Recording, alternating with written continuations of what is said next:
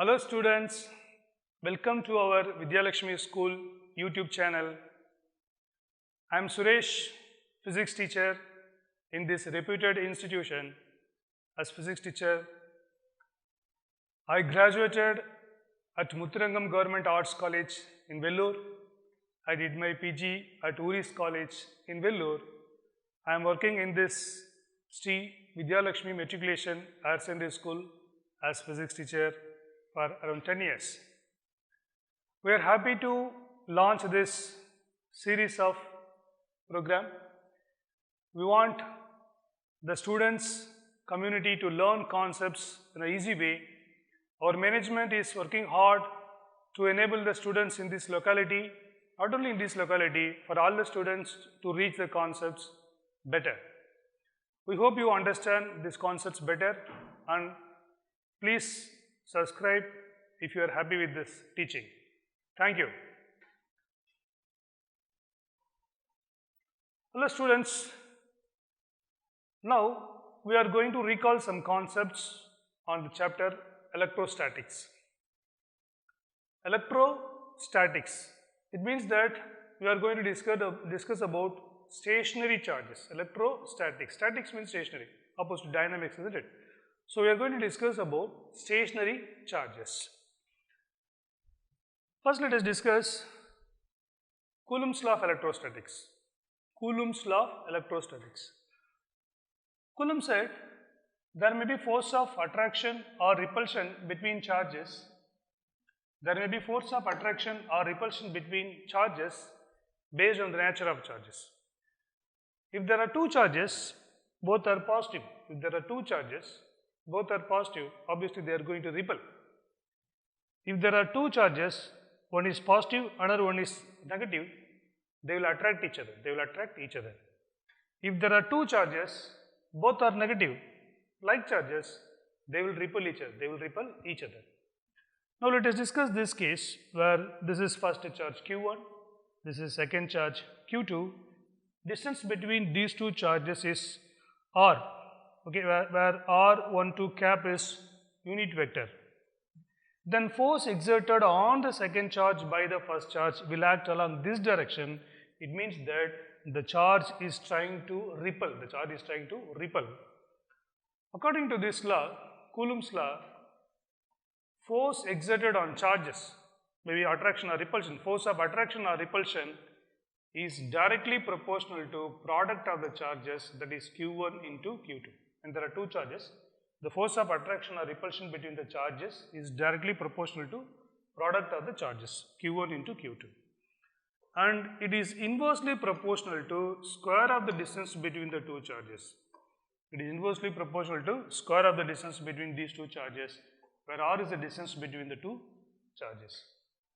Combining these two, we can write that force is directly proportional to product of the charges and inversely proportional to square of the distance between the two charges. When we equate, we can introduce a proportionality constant. So F is equal to K into Q1 into Q2 by R square, where K is proportionality constant. And value of K is 1 divided by 4 pi epsilon naught, 1 divided by 4 pi epsilon naught, where epsilon naught is permittivity. Epsilon naught is permittivity.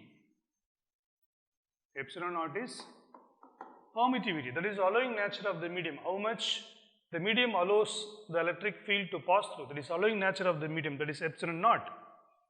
Epsilon naught value in this case is 8.854 into 10 power minus 12.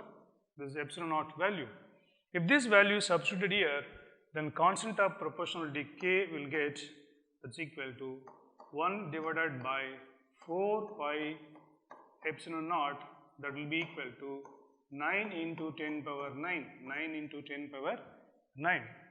So you can write that force F is equal to 1 by 4 pi epsilon naught. You can write that force F is equal to 1 divided by 4 pi epsilon naught Q1 Q2 by r square by r square.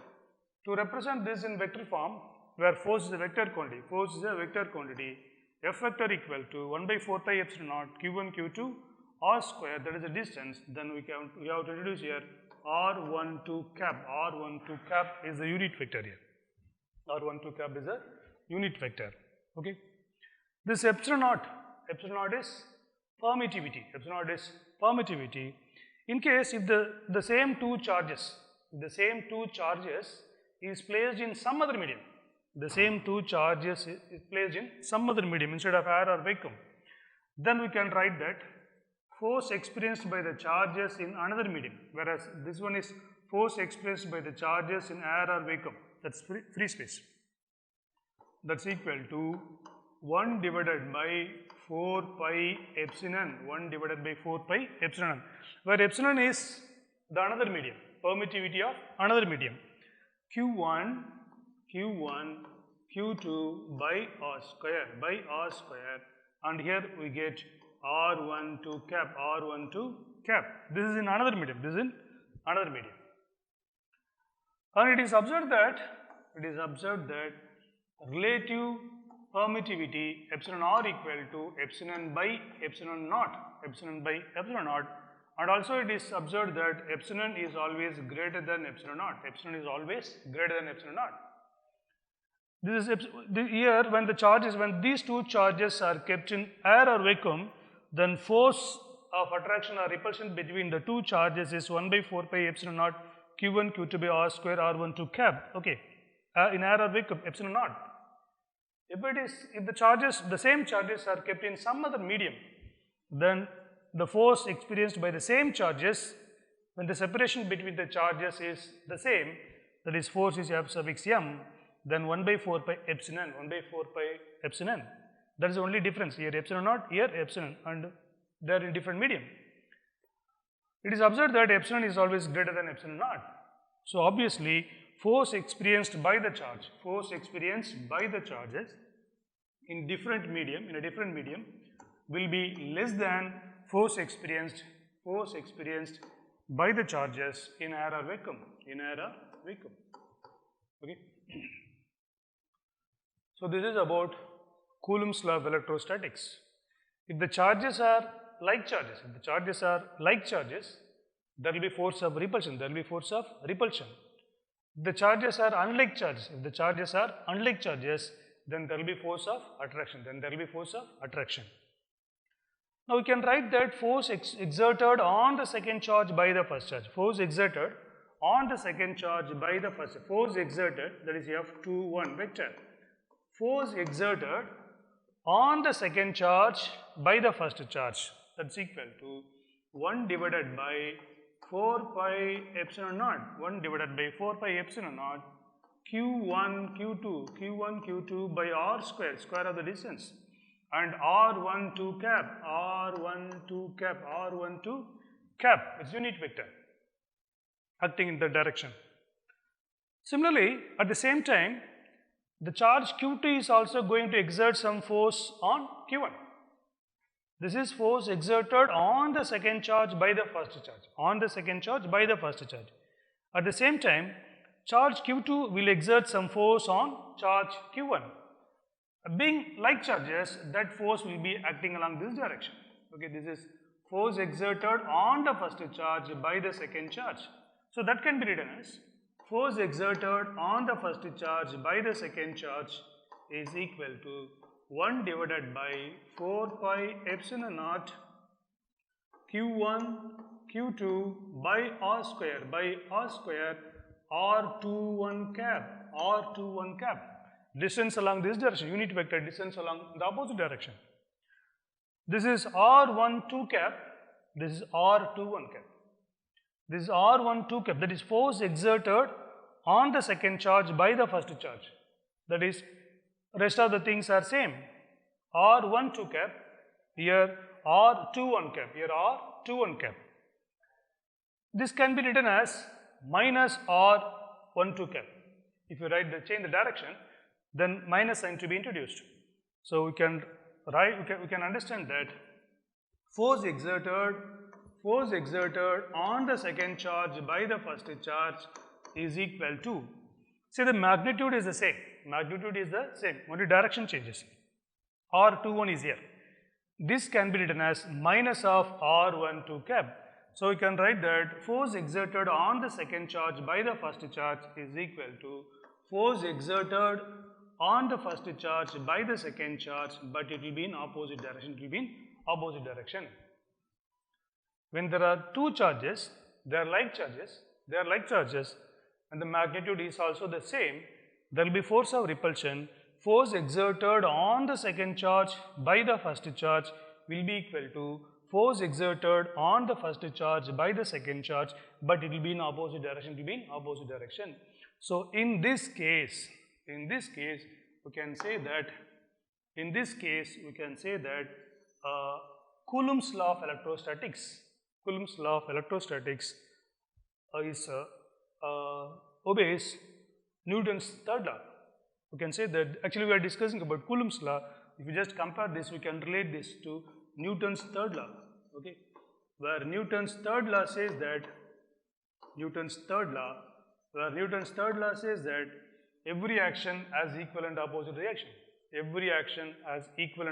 reaction. It is the force exerted on the second charge by the first charge is action. Force exerted on the first charge by the second charge is reaction. It is in opposite direction. So in this case, we can say that this equation or this Coulomb's law statement can be compared with Newton's third law of motion. Okay, Coulomb's law statement, actually the statement is that there will be force of attraction or repulsion between charges. There will be force of attraction or repulsion between charges. It is directly proportional to product of the charges and inversely proportional to the square of the distance between the two charges. It is also based on the medium in which it is kept. Now let us compare Coulomb's law of electrostatics with the Coulomb's law of magnetism and Newton's law of gravitation.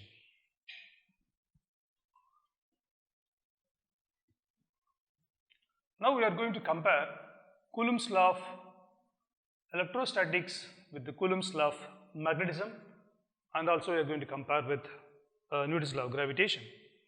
See, Coulomb's law of electrostatics,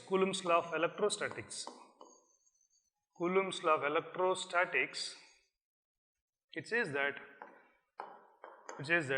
force is equal to 1 by 4 pi epsilon naught, where epsilon naught is permittivity.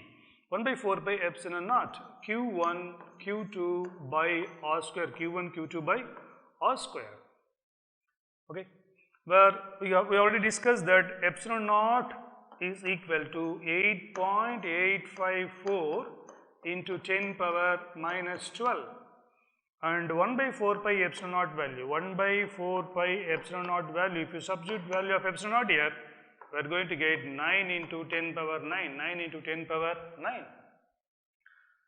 This Coulomb's law force, there may be force of attraction or repulsion based on the nature of charges. If they are like charges, there will be force of repulsion. If they are unlike charges, there will be force of attraction.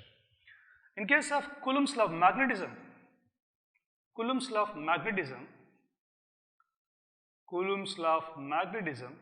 actually all these three laws are known as inverse square laws, because here the force is inversely proportional to the square of the distance. Therefore, they are known as inverse square laws. For magnetism, force, even in case of magnetism also, there may be force of attraction or repulsion based on nature of the poles. Okay, if there is north and north, they are like poles, they are going to repel. If there is one pole is south, another one is north, they are unlike poles, just like unlike charges. It is going to be unlike poles, then there will be force of attraction. In that case, the force is equal to constant of proportionality values mu naught by 4 pi, the Q suffix m a, okay, pole strength of the first magnet, Q suffix m b, pole strength of the second pole, by R square, where R square is the square of the distance between the two magnetic poles. R square is the square of the distance between the two magnetic poles. Here R square is square of the distance between the two charges. In this case, epsilon naught value is 8.854 into 10 power minus 12. In this case, mu naught is permeability. It is permeability. It is permeability. In this case, epsilon naught is permittivity. It is called permittivity. Permittivity. It is permittivity. Mu naught is permeability for magnetic field. You can keep it in mind that B. You can keep it in mind this B. Okay, B for magnetic field. You can keep it in mind that way. Okay. Actually, mu naught value is found to be 4 pi into 10 power minus 7. 4 pi into 10 power minus 7. So, Coulomb's law of magnetism is that the force of attraction or repulsion between two magnetic poles is directly proportional to product of the pole strength and inversely proportional to square of the distance between the two magnetic poles. This is Coulomb's law of magnetism. We can compare this with Newton's law of gravitation. We can compare this with Newton's law of gravitation. Okay, gravitation, Newton's law of gravitation.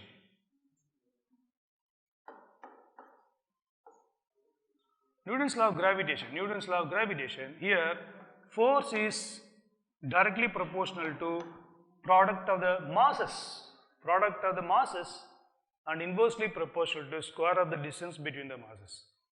The only difference is that in this case there is no force of attraction or repulsion. In case of Newton's law of gravitation, it is always attractive force. It is always attractive force, whether it is small size objects or big size object, both. One is big, another one is small. Whatever the distance, it is only attractive force. The force is equal to product of masses and inversely proportional to square of the distance. That is why this is also known as inverse square law. Then force F is equal to capital G, gravitational constant, m1 mass of the first object, m2 mass of the second object, divided by square of the distance between the two objects.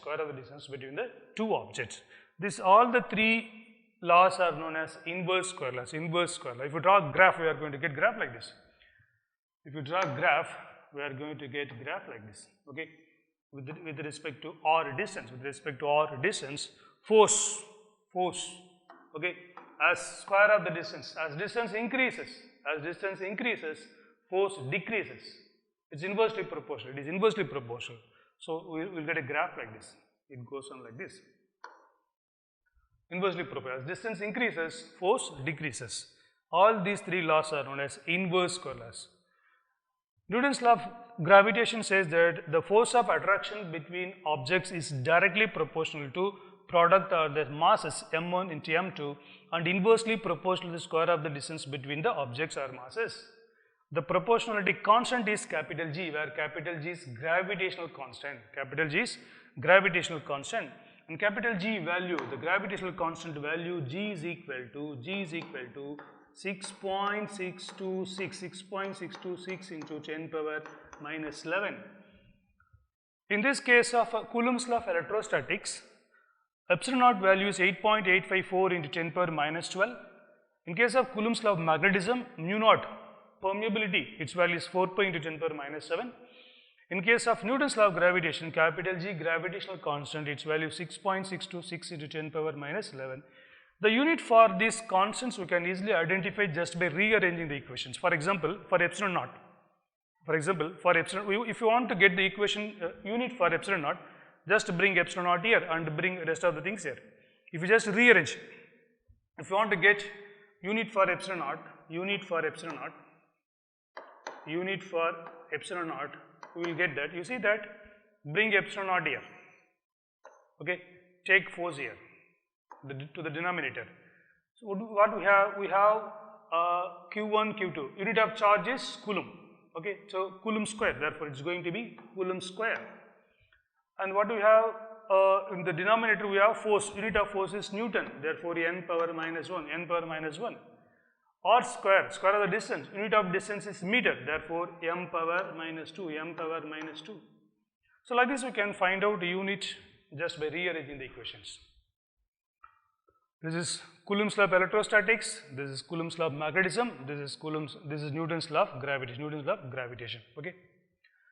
And one more thing what we should understand that the first difference is that here there is no force of repulsion. In case of Newton's law of gravitation, there is no force of repulsion, it is only force of attraction, there is no force of repulsion. In both these cases, Coulomb's law of electrostatics and Coulomb's law of magnetism, there may be force of attraction or there may be force of repulsion based on the nature of poles and charges. Another difference is that in case if the particles are moving, the objects are moving, then also there exists only the force of attraction only, force of gravity. Okay. In this case of Coulomb's law of electrostatics, if the charges are stationary, we talk about the Coulomb's law of electrostatics. If the charges are moving, in addition to Coulomb's law of electrostatics, we have to introduce magnetic Lorentz force. We have to introduce magnetic Lorentz force, where magnetic Lorentz force is force experienced by a moving charge in a magnetic field. Because when a charge is moving, magnetic field is developed. When a charge is moving, magnetic field is developed. So in this case, if the charges are moving, in addition to Coulomb's law of electrostatics, we have to consider magnetic Lorentz force also, where magnetic Lorentz force is the force experienced by a moving charge in a magnetic field. In this case, when the objects are moving, still there exists only the gravitational force, the attractive force. No other force is included there. In case if there are many charges, the individual forces must be added in all these two cases. In this case also, if there are many objects, individual force must be added. Superposition principle should be followed. Okay, let us discuss it now.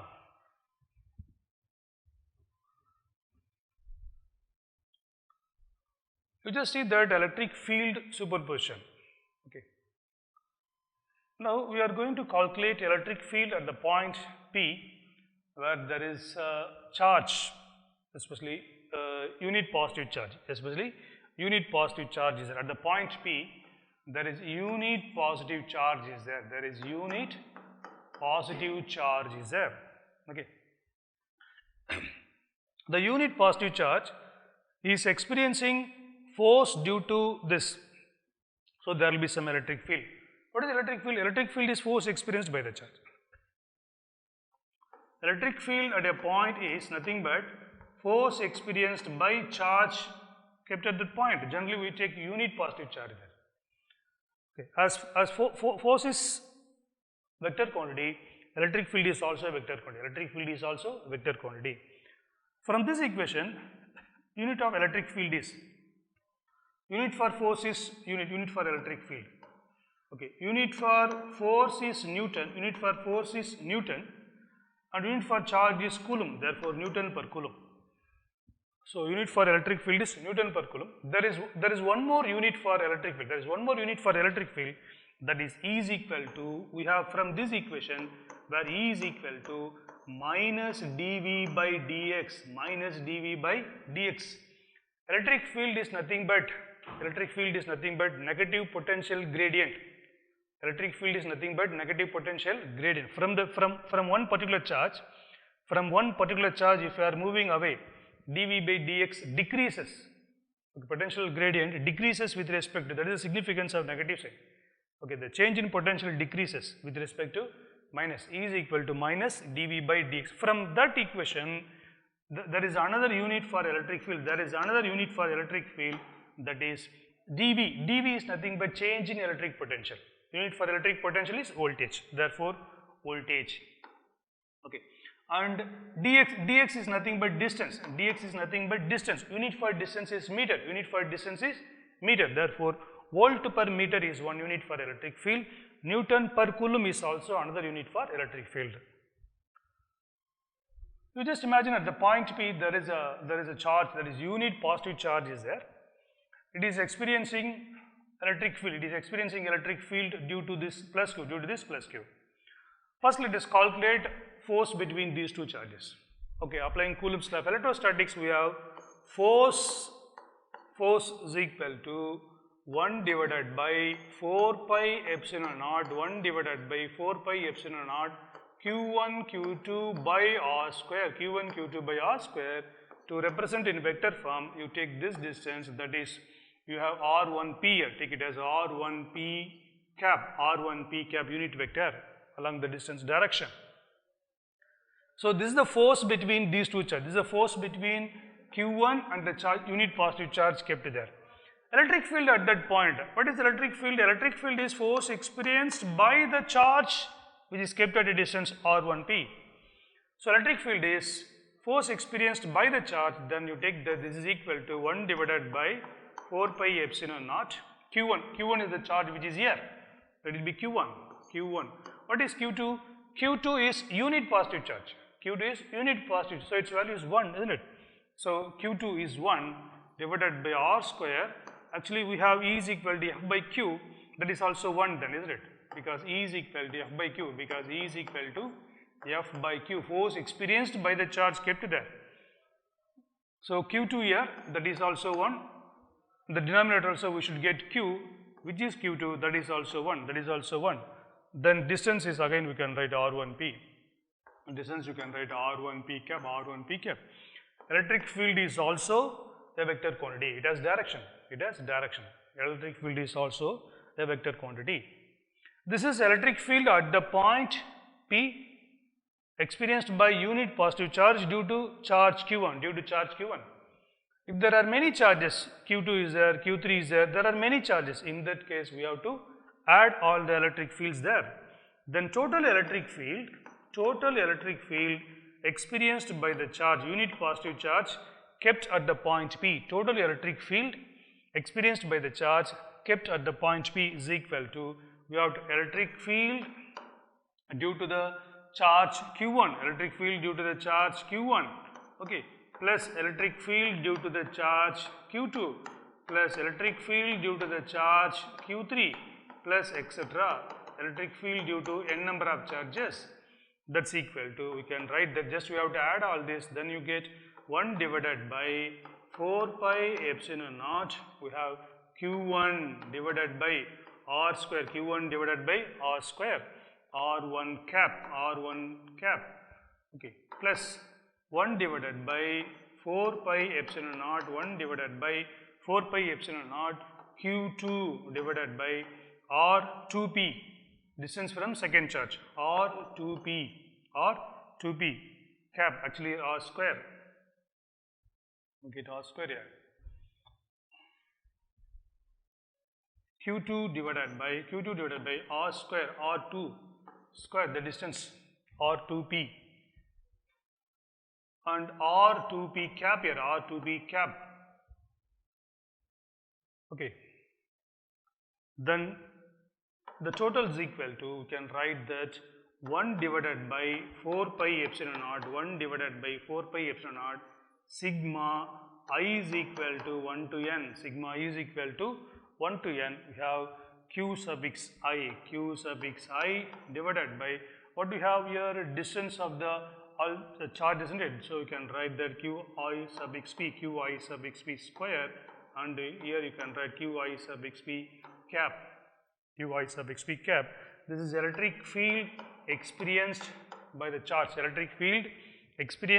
charge, which is kept at the point P. The electric field due to all the charges kept there. If there are n number of charges, you can go up to sigma I is equal to 1 to n. So this equation, with this equation we can find out electric field due to system of charges. This is called superposition principle. In the same way, we can find out force also. Force F is equal to 1 by 4 pi epsilon naught q1 q2 by r square r1 cap, isn't it? This is a force between two charges. There are many number of charges. In the same way, we will get force F is equal to 1 by 4 pi epsilon naught. Okay, sigma I is equal to 1 to n. Similarly, q sub x 1 2, all charges to be added, all forces, that is total electric force will be equal to F1 plus F2 plus F3 plus etc. All the individual forces to be added like this. It's called superposition principle.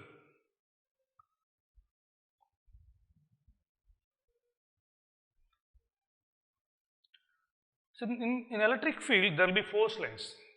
In electric field there will be force lines.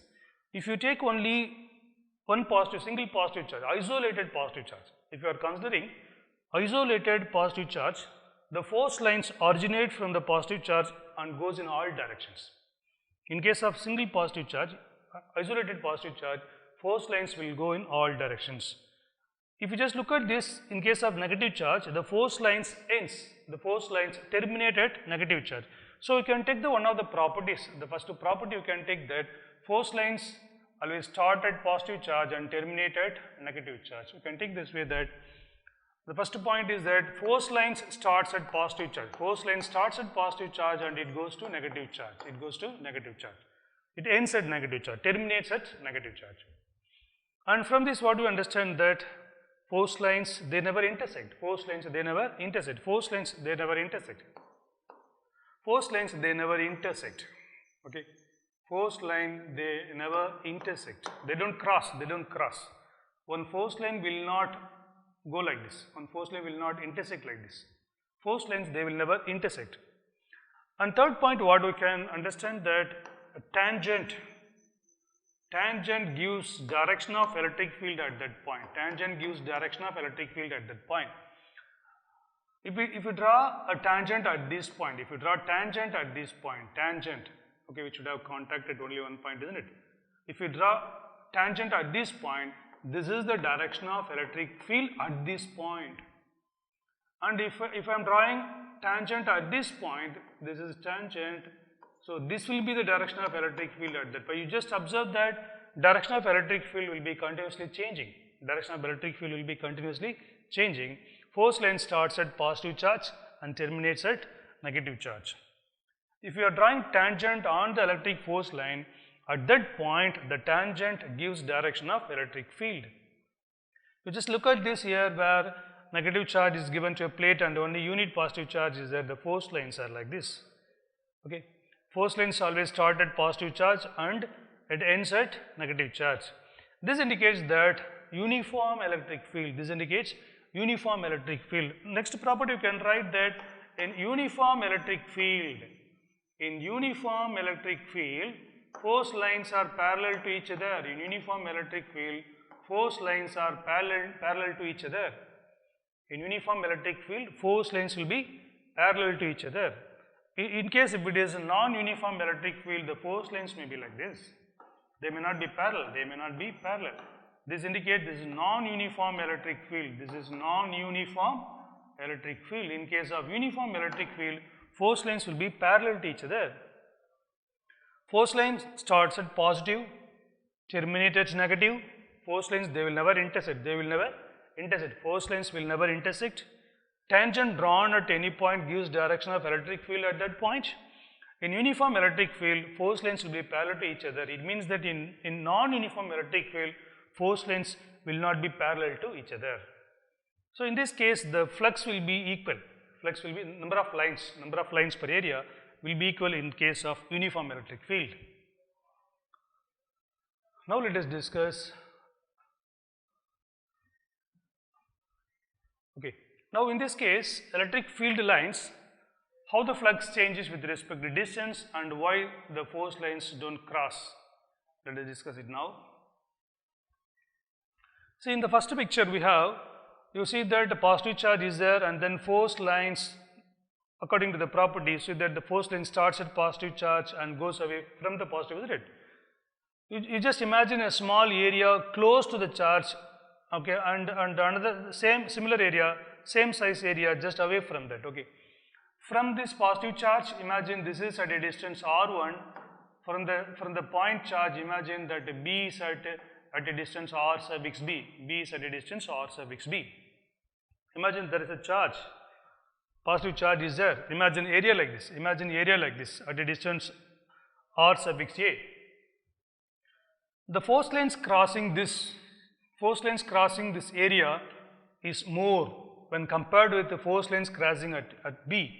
If the same area is kept at B, the number of force lines crossing B is less when compared with A. So we can understand that, we can infer that if you are moving away from the charge, the flux decreases. Flux is nothing but number of lines crossing perpendicular to the surface. Okay. If the distance increases, flux decreases. The number of force lines are closer. the closer area to the charge plus q here. In case of, even if it is minus q, if it is minus q, only the arrow mark is going to, in case instead of plus, if you have minus here, then the arrow mark will get reversed, isn't it? The force lines will be like this.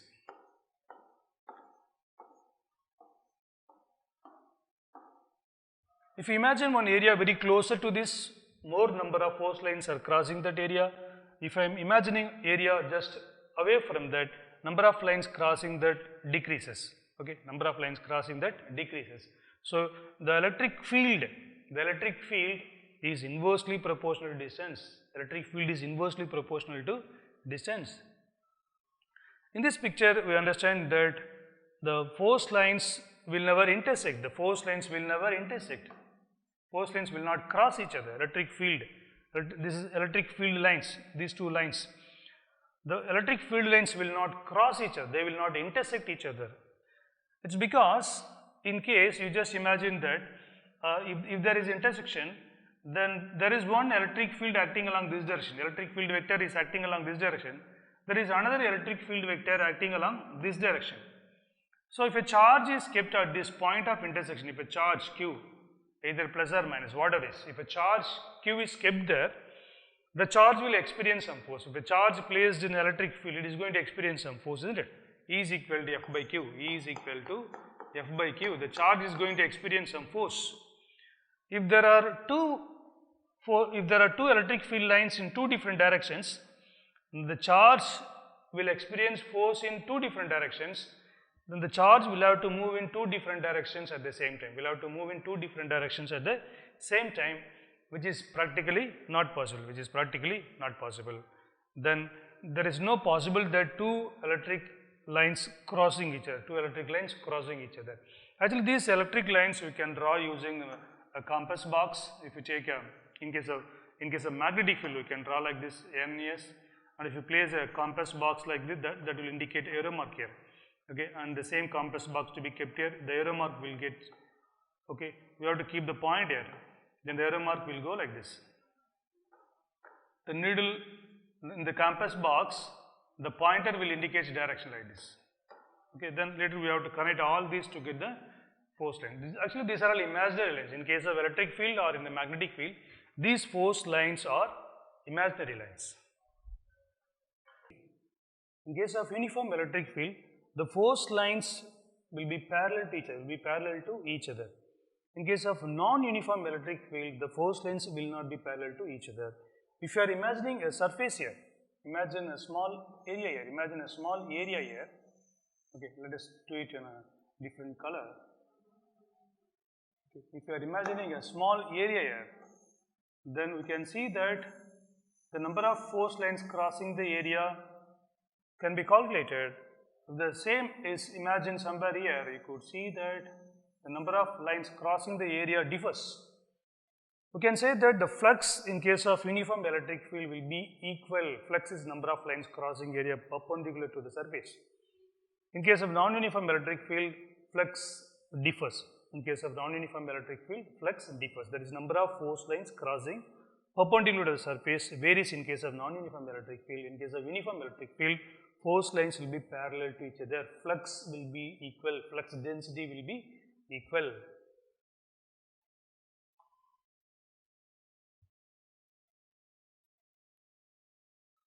Electric dipole, two equal and opposite charges separated by a small distance constitute electric dipole. Two equal and opposite charges separated by a small distance constitute electric dipole. You see here you have minus q here, plus q is there. They are two equal charges and they are unlike charges. They are separated by a small distance 2a. They are separated by a small distance 2a. Well, let it be r. Can take it as r also. Can take it as r. R is the distance. And imagine if this is the point O is the midpoint. If the point O is the midpoint, then we can say that from the midpoint, the charge minus q is at a distance r. The charge plus q is at a distance r. Imagine that these two charges are kept along x-axis. Positive x-axis this side, and you have negative x-axis this side. Two equal and opposite charges separated by a small distance constitute electric dipole. Two equal and opposite, this is Q, that is also Q, equal charges. Unlike charges, this is minus Q, that is plus Q. Two equal and opposite charges separated by a small distance. The distance between the two charges must be as much as possible small. In this case, it is 2a. Then this constitutes an electric, this forms an electric dipole, And electric dipole moment P is equal to Q into 2a. Electric dipole moment P is equal to Q into 2a. This is a vector quantity P vector equal to Q into 2a, distance between these two charges, To represent vector, we can take that I cap, because electric dipole moment will always act from minus Q to plus Q. Electric dipole moment will always act from minus Q to plus Q. Electric dipole moment is product of one of the charges and distance between the two charges. Electric dipole moment is product of one of the charges. There are two charges, isn't it? We have to take any one of the charges. Electric dipole moment is product of one of the charges and distance between the two charges. You see that if the charges are closer, how the force lines are formed, the charges are little bit away, how the force lines are going away. Okay. If they are closer, when the charges are closer, the force lines are closer. The charges are away, force lines, the distance between the force lines increases, isn't it? Two equal and opposite charges separated by a small distance constitute electric dipole. Electric dipole moment is product of one of the charges and distance between the two charges. Electric dipole moment is a vector quantity. Okay. Unit for electric dipole moment. The unit for electric dipole moment is unit for P. Unit for electric dipole moment is Q. Q is charge. Unit for charge is Coulomb. 2a is distance between the two charges. Unit for distance is meter. Therefore, Coulomb meter is unit for electric dipole moment. And the electric dipole moment acts from minus charge to plus charge. Okay. In case if there is another charge, plus Q along this direction, which is at the same distance 2a, can be treated as R. If there is another charge, plus Q, which is at the same distance R, like this, if there are many charges, then resultant electric dipole moment can be written as, that is P vector is equal to sigma I is equal to 1 to n. Q 2a is nothing but distance between the charges, isn't it? Take it as R. Then you can take it as R cap. Okay, distance between all the charges. You can put it I also. So P vector, that is electric dipole moment for the system of charges. P vector equal to sigma I is equal to 1 to n Q R suffix I cap. So where I is equal to 1 to n, indicating number of charges present there. We have minus Q here, then it must be plus Q, that must be plus Q, there must be plus Q in another direction. We can treat this as one electric dipole, we can treat this as another dipole, we can treat this as another electric dipole. So electric dipole is two equal and opposite charges separated by a small distance constitute electric dipole. Two equal and opposite charges separated by a small distance constitute electric dipole. Electric dipole moment is product of one of the charges and distance between the two charges. Electric dipole moment is product of one of the charges and distance between the two charges. Electric dipole moment is a vector quantity. It has direction. Generally it acts from minus Q to plus Q. Okay. Its unit is Coulomb meter. Because unit for charge is Coulomb, unit for distance is meter.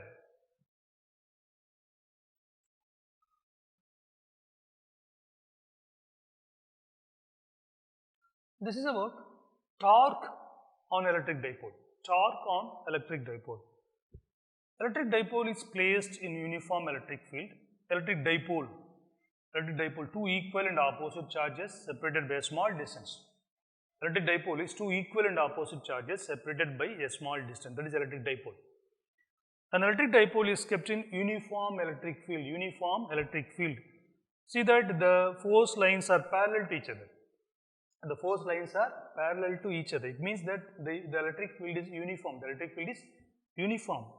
You have minus q here and we have plus q here. It means that equal charges, unlike charges. Therefore, this constitutes an electric dipole. Electric dipole.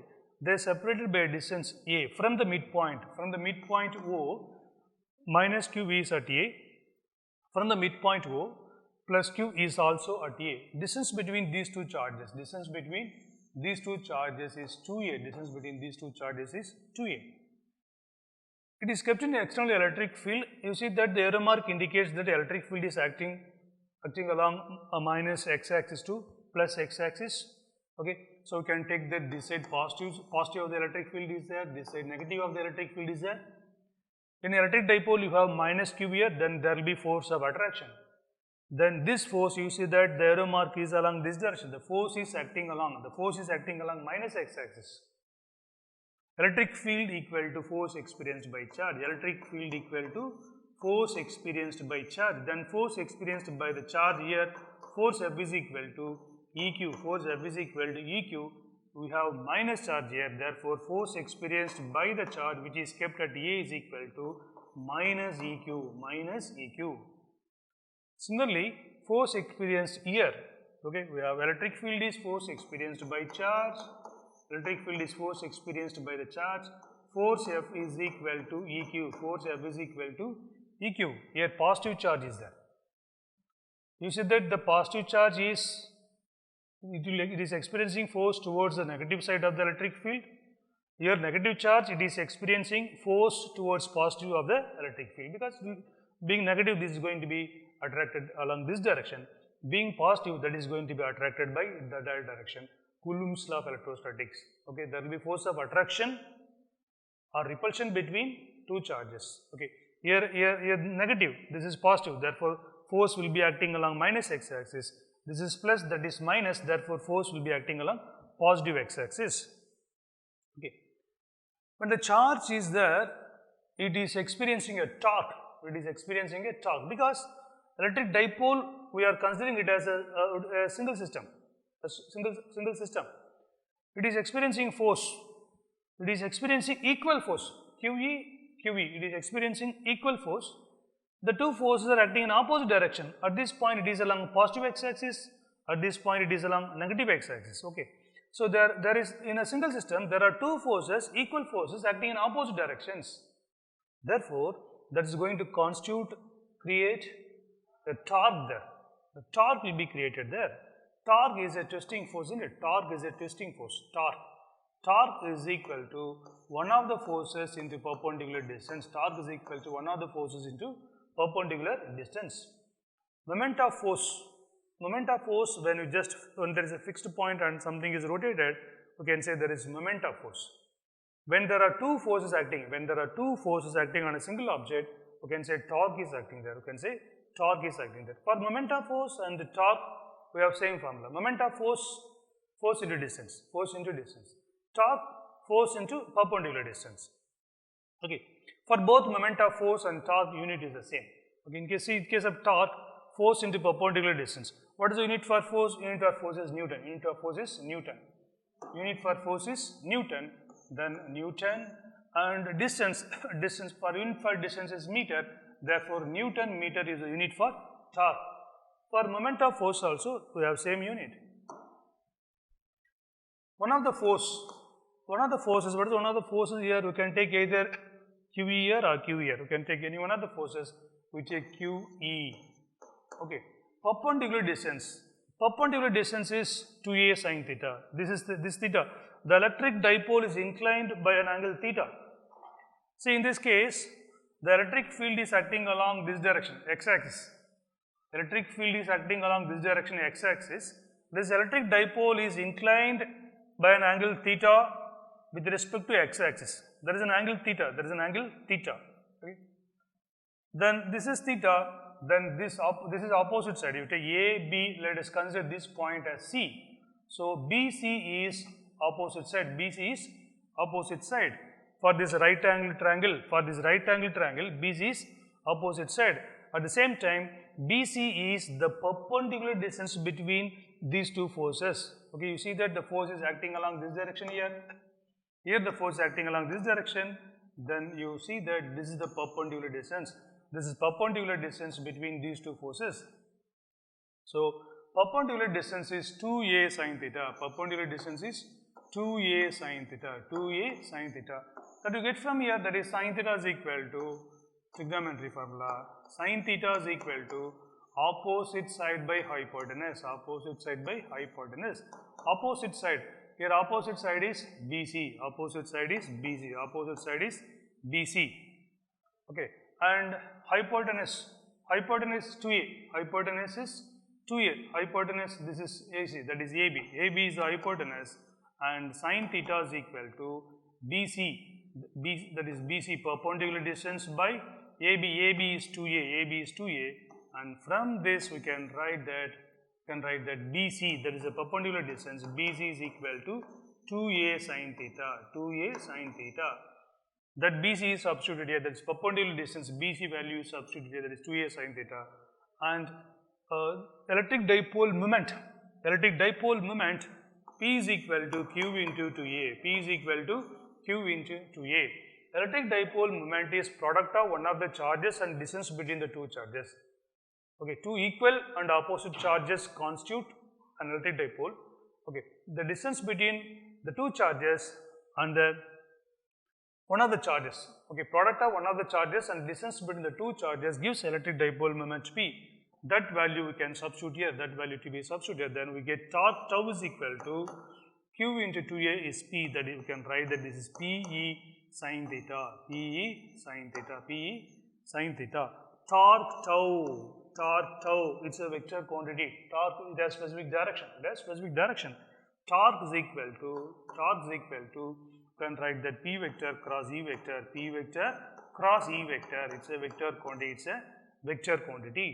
We have torque tau is equal to PE sin theta. General equation is torque tau is equal to PE sin theta, And we are going to discuss another equation, that electrostatic potential energy stored here is equal to minus PE cos theta. These two equations we have to compare and keep it in mind.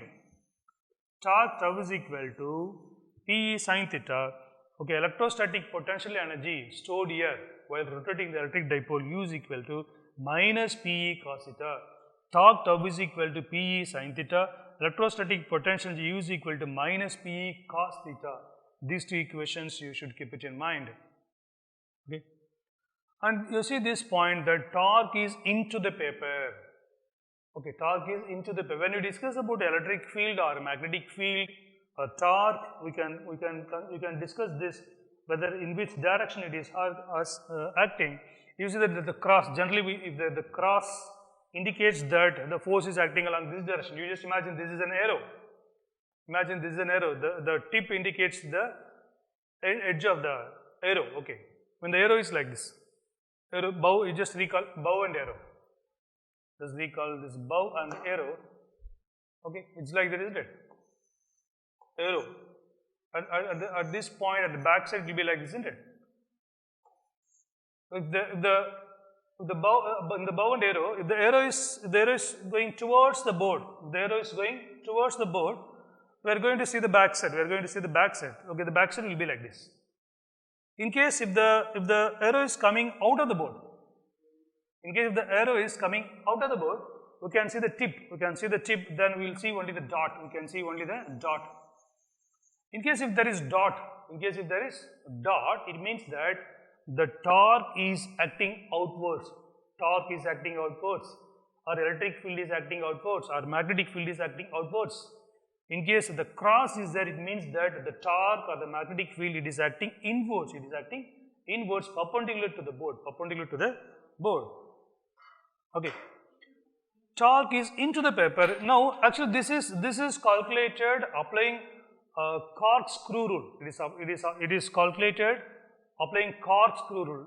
You know that you all must have seen that this is a screwdriver or a tester, which is used to tighten a screw, or which is used to test whether power supply is there or not, isn't it? You see that there is an insulator. There is an insulator. When you test the power supply, we should not have contact here. Therefore, there is an insulator. Okay, and also there is a neon bulb there inside. There is an indicator. A screw is, you just see that this is a screw. When I am rotating this screw, you can see that when I turn this in anti-clockwise direction, you can try it even at home, any screw. Okay, when we turn this in anti-clockwise direction, you see that the screw is coming forward. When you turn this in anti-clockwise direction, when I turn the screw in anti-clockwise direction, the screw is coming out.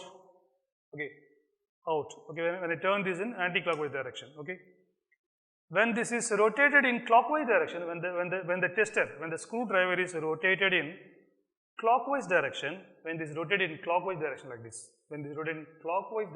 this, you see that the screw is going in. Okay, you can check it at home. So here, when this electric dipole is rotated, when the electric dipole is rotated along this direction, in clockwise direction, when the electric dipole is rotated in clockwise direction, there is a torque. The torque will act perpendicular to the board, perpendicular to the paper. It will be inverse. Applying this right hand corkscrew rule.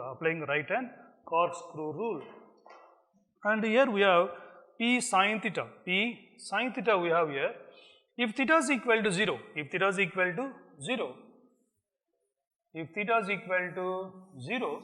we know the sine graph here.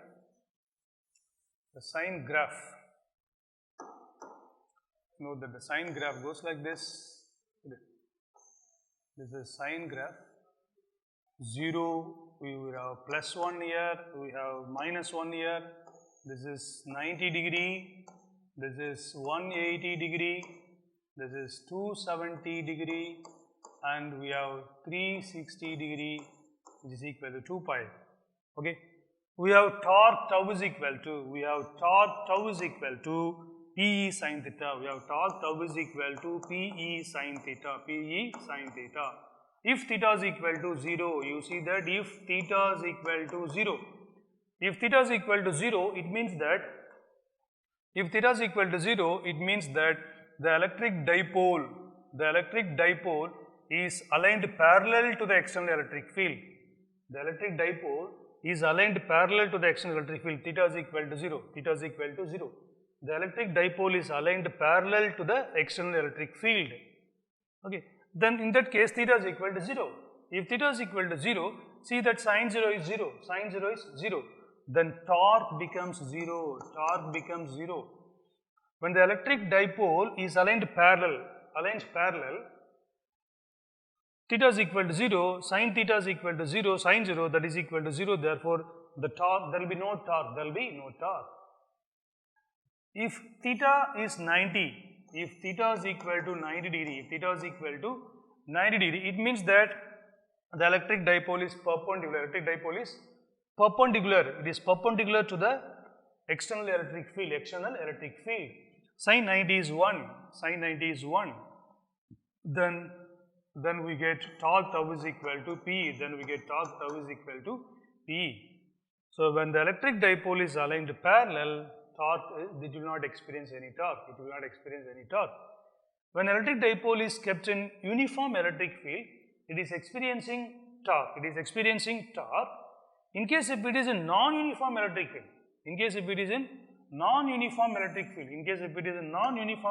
field, then what happens that in addition to torque, it will experience a force.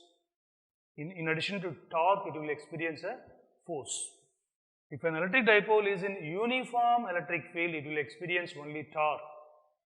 If this electric dipole is placed in non-uniform electric field, in addition to torque, it will experience force. It's because you see that in this case, the forces are equal and they are in opposite direction, therefore they are getting cancelled. Okay. In case of non-uniform electric field, the magnitude of the forces may not be equal, then there will be some resultant force. In addition to torque, the electric dipole will experience some force. Okay, if the electric dipole is kept in non-uniform electric field. Okay. I just recall this, if there are the two charges, two equivalent opposite charges separated by a small distance constitute electric dipole. In this case, you have minus q and plus q here, they are separated by a small distance 2a. Torque is one of the forces into perpendicular distance, here one of the forces q into E. Okay, perpendicular distance is, this is a right angle triangle, 2a sin theta, that is opposite side, that is a BC, that is a perpendicular distance. So, we get P is equal to q into 2a. Okay. Then torque tau is equal to PE sin theta, it is a vector quantity, torque is a vector quantity, torque, its unit is Newton meter. Okay, this is torque tau is equal to P sin theta. We can discuss these special cases where theta is equal to 0 or 90 or 180, these can be discussed. Actually, this concept is applied in microwave oven also. In microwave oven, we cook food, isn't it? When the food contains water as a dipole, H2O, it has a dipole molecules. When there is oscillating electric field, the electric dipoles which are there in the water molecules, they are changing their position, they are rotating. Then what happens that whatever the energy stored, it is spent. When it is rotating, some heat energy is developed. Some heat energy is developed according to law of conservation of energy. Some heat energy is developed. That heat energy is utilized for the food to be cooked. Okay, this concept is applied in microwave oven.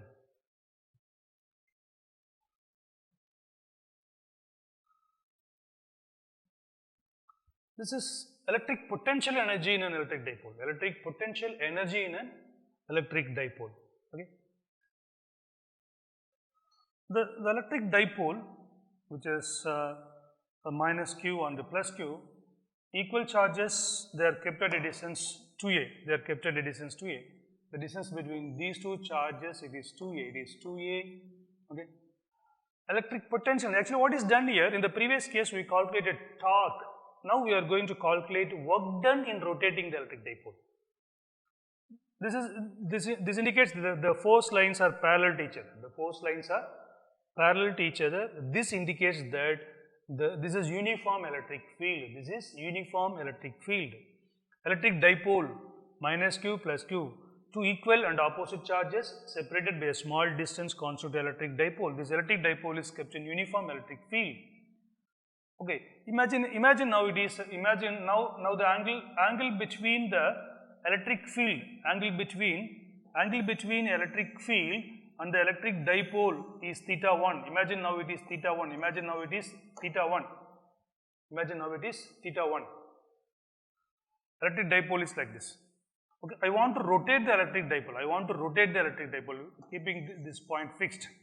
Okay, with respect to O, I want to rotate the electric dipole. I want to bring the electric dipole like this. Okay, electric dipole will be like this now, when I rotate this. Okay. Now, angle between the electric field and the electric dipole, let it be theta 2. Initially, the electric dipole was like this. Then, angle between the electric dipole and the electric field is theta 1. The electric dipole is rotated for some angle. Now, the angle between the electric dipole and the electric field is theta 2. The change in angle can be taken as d theta. Here. Okay. To rotate the electric dipole, we have to do some work. Okay. That work is equal to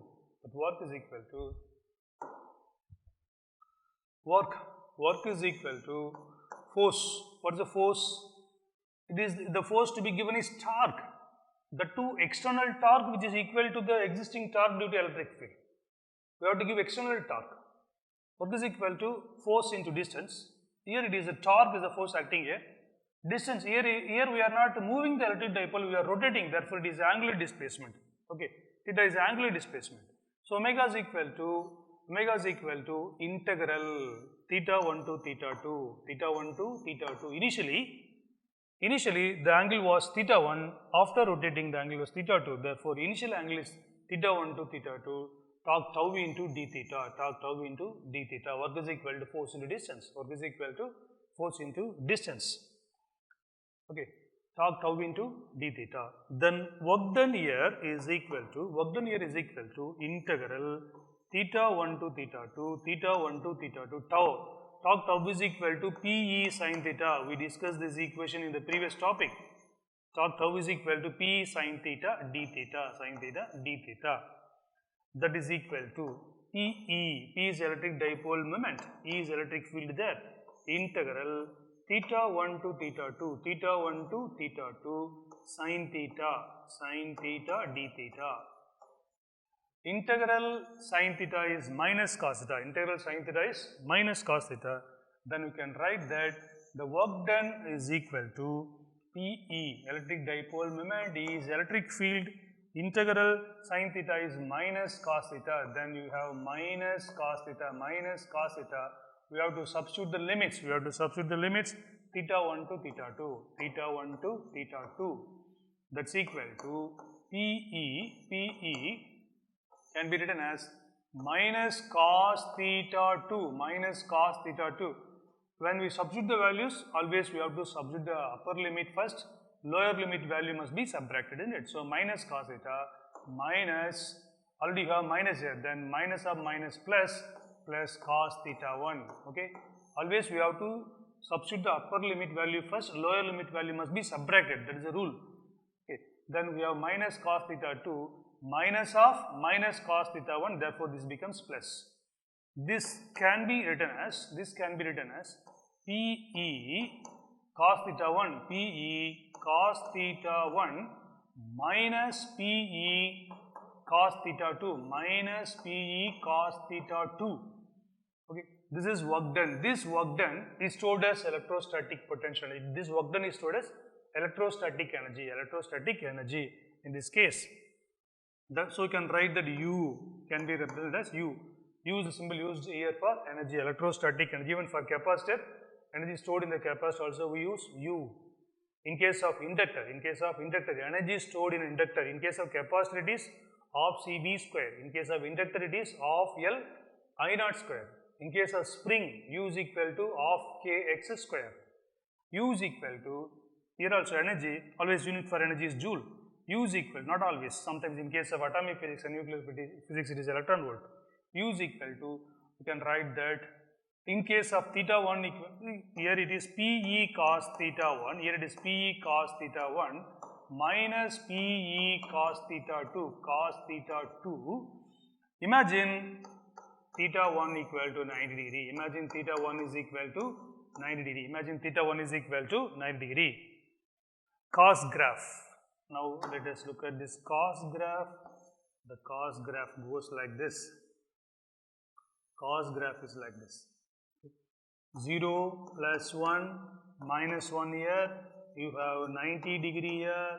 You have 180 degree and 270 degree here. And we have 360 degree here.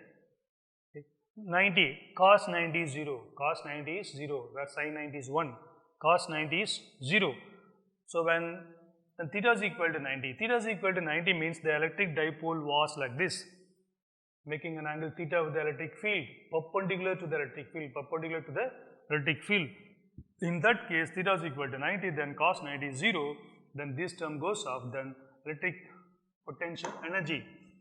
potential energy U is equal to minus Pe cos theta, So this equation you have to keep it in mind. U is equal to minus Pe cos theta. Okay. In case of a torque tau is equal to Pe sin theta. These two equations you have to compare and keep it in mind.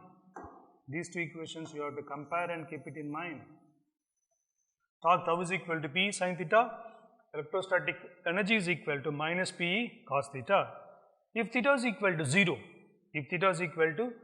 it means that the electric dipole is parallel to the external electric field. Theta is equal to 0. Then cos 0 is 1. Cos 0 is 1, isn't it? Then you get Pe minus Pe. theta is equal to 90. When theta is equal to 90, it means that the electric dipole is perpendicular to the external electric field. Perpendicular to the external electric field, theta is equal to 90. Then it is 0. Then you get U is equal to 0. There is no energy stored. There is no energy stored. And you see that if it is 180 degree, minus 1, cos 180 is minus 1. It means that the electric dipole is aligned like this. The electric dipole is aligned like this. Electric dipole is aligned like this. Okay. It is at 180. It is at 180 degree. Then it becomes minus 1. And it becomes minus 1. So you can write that. Then you can write that minus P cos theta. We have to substitute minus 1 there. We have to substitute minus 1 there. We have electrostatic energy is equal to minus Pe cos theta. Minus Pe cos theta. If theta is equal to 0, if theta is equal to 0 means the electric dipole is parallel. If the electric dipole is parallel, cos 0 is 1, then you get U is equal to minus P, U is equal to minus Pe. Okay, if theta is equal to 90 degree, if theta is equal to 90 degree, when the electric dipole is perpendicular to the electric field, cos 90 is 0, therefore U is equal to 0, If electric dipole is aligned anti-parallel to the electric field, then theta is equal to 180, cos 180 is minus 1, In that case, we get that if theta is equal to 180 degree, then U is equal to PE, So in this case, maximum amount of energy is stored. It's P. Okay. When the electric dipole is aligned anti-parallel to the external electric field, maximum amount of energy is stored. Maximum amount of work has to be done. Maximum amount of energy is stored in this case when theta is equal to 180 degree. Okay. Thank you children for listening to us. Thank you children for observing or watching our class. We hope that you understand these concepts, and we will continuously upload videos related to these concepts. If you understand this concept, if you like this concept, please watch our videos regularly, and your comments are welcome, whether it is positive comments or negative comments, whatever is, the comments are welcome. Your suggestions to improve our presentation, really it's most welcome. Please subscribe our school channel, and also convey to your friends that as this is a YouTube channel, whenever they find time, they can watch the video. Whenever they have doubt, they can observe this video. Okay. Thank you for watching our video. Thank you.